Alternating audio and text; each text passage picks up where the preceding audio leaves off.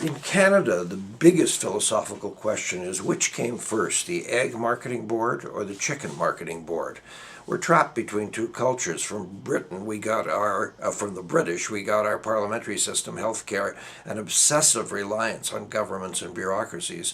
It's reported that easily half of all the working people in this country work for a government. We can thank Pierre Elliott Trudeau for that. The capital city of Ottawa is home to 22 separate governments.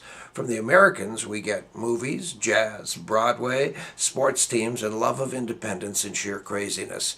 Our reputation in the world is somewhat flimsy and unfounded, but there's just enough of a ring of truth to stick to us like flypaper.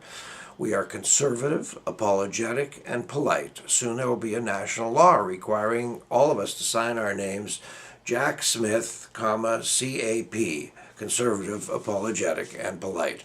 Our longest-serving political leaders owe their careers to inactivity and the wisdom of silence. Say little, do less. When you join the party, you're handed this mantra and asked to keep it in your wallet and review it daily, especially when confronted by the press or by the nasty public.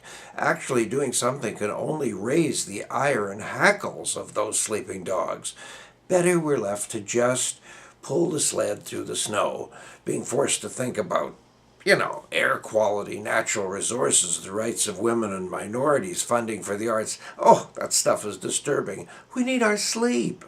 We're very good at exporting unfinished materials that can be made into real products elsewhere. Most of the furniture in North America is made in the eastern seaboard in the United States, usually with British Columbia lumber.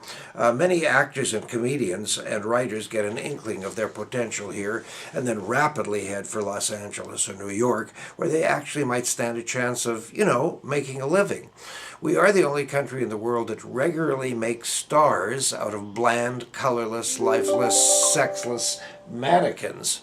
Ooh, as a friend of mine who is a Hungarian via Venice, Toronto, and Macau is fond of telling me, remember, David, Canada is a B movie.